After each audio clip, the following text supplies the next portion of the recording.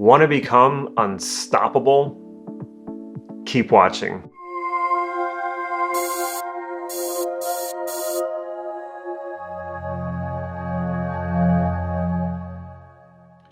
This is Life Mastery Gym. I'm Damon and I teach people just like you cutting-edge NLP processes and techniques so that you can master your life and take charge of your destiny. So if that sounds good, make sure you click that subscribe button right down here so that you can get these videos on a regular basis. If you were to take away all of my resources and all of my qualities except for one, and I could only have one, it would be persistence, because persistence will get you where you want to go at some point, whether that's really fast or really slow.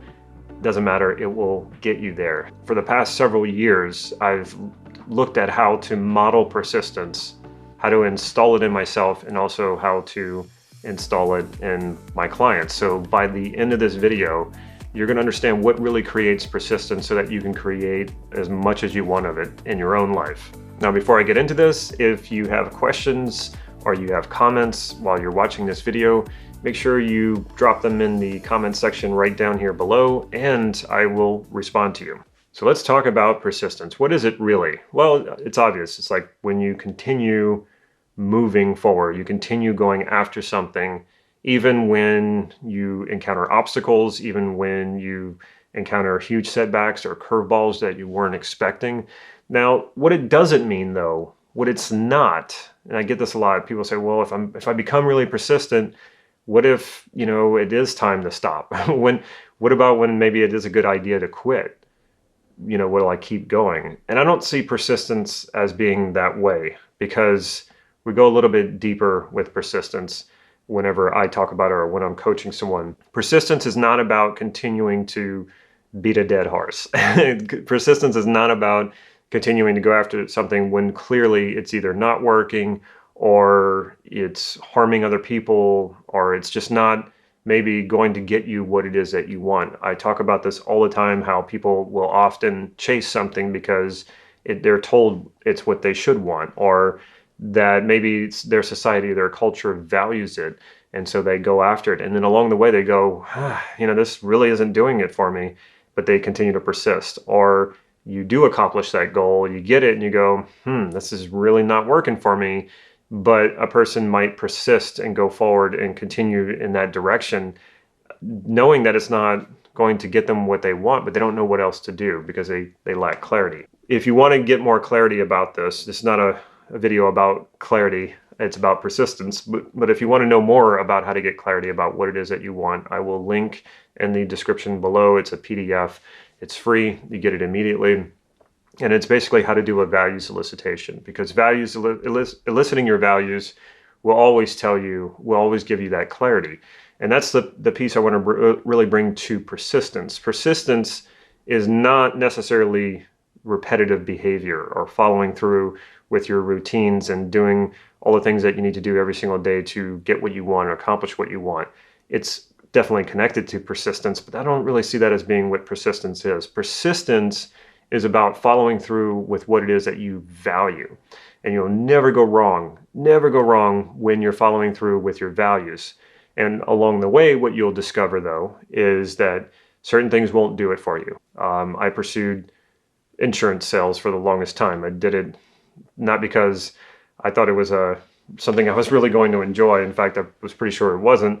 But I thought if I got successful enough at it, like my father got, then I could sort of buy my freedom that way. And it didn't really work because it didn't align with my values. I was very persistent at it until I finally quit.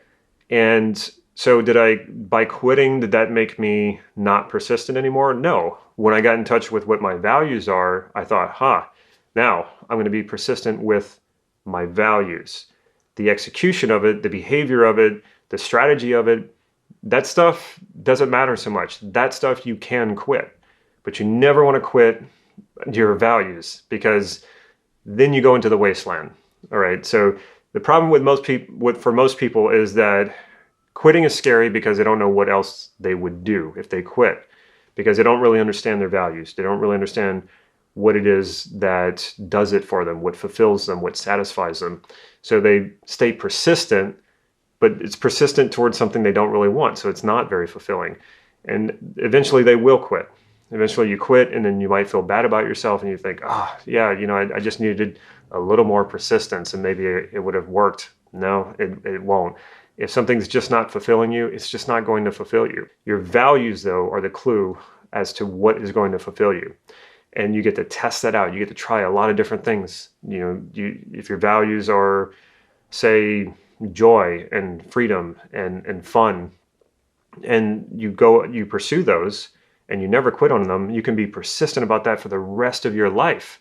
And in that persistence, you try on a lot of different strategies. You try on a lot of different endeavors. And this can be personal or it can be career, whatever it is, as long as you stay connected to your values and you're persistent with your values, you can never lose. You will always win. Now, back to the wasteland thing that I mentioned. If you've ever been there, and most of us have, it's usually after quitting something. You quit something and you don't know what else to do. You know that quitting was probably the right thing to do, or maybe you're still beating yourself up about it. But if you don't know where to go, that's what I call the wasteland. It's a really discouraging place to be, because a lot of it is not knowing where you want to go. You thought you knew the way, you thought you knew what did it for you. You went after it, and none of that worked out. And so, without realizing what your values are, you sort of quit on them. You don't know what else, you don't know how else to pursue them. And so that's what puts you in the wasteland. But when you're connected to your values, then you can quit the behavior, you can quit the regimen, you can quit the goal, you can quit pursuing the accomplishment, because in quitting that, it will focus you in a better direction, in a direction that is more aligned with what your values are. So you never have to go in the wasteland. The wasteland is more about not having clarity. And that's that's the third and final step of this, is that clarity. The more clarity you have about what it is that you want, that is persistence. Persistence is the clarity about what it is that you want. You will naturally gravitate toward what it is that you want when you're clear about it. But if you're not clear about it, this is when this idea of limiting beliefs come up. This is that idea of obstacles. There's all these obstacles to getting what I want. The more clarity you have around it, the easier it is to persist beyond the obstacles, beyond the limiting beliefs. But without the clarity, it's almost impossible. So yes, you can gain a lot of clarity by sitting down, eliciting your values, and writing about them. But the other part to clarity that a lot of people don't want to hear is that taking action. When you take action in a certain direction, the feedback that you get creates a lot more clarity. I think I might enjoy something. I go give it a try. I do or I don't like it. That's the feedback. I like it, I continue pursuing it. I don't like it, then I don't continue pursuing it. So there's a certain comfort and relief around just knowing that you're committed to your values and that you're going to pursue them, that you have that persistence, so you can take any amount of wrong turns and it's okay, because that's just part of the process. You know what your values are. As you take action, you gain more clarity. Whether or not the action you took worked out or not, it doesn't matter. If it doesn't work out, then you know one less thing to try, and that gives you more clarity. If it does work out, again, you know more of what you want. So there's more clarity. So knowing what your values are, staying connected with your values, behaving in alignment with your values, that will create persistence. That will create more persistence than you could ever need. What fuels that even more, what drives it even harder, is progress. And progress is inevitable. Whenever you're testing things out, you're trying things, you're taking action, you're self-reflecting, you're gaining clarity about what it is you want, you're gaining clarity about your values. Progress is inevitable. And so the combination of the values, which creates persistence, with the progress that really fuels persistence, you can't lose. You will become unstoppable. So like I said, if you want to go deeper with values, you want to learn how to elicit your values, I put that link in the description. Also at the top, I pinned to the comments. Just click that link, you'll get immediate access to that PDF, and you can basically take anything that you want and elicit your values on what it is that you want, and this is where you gain that clarity. So make sure you get access to that PDF.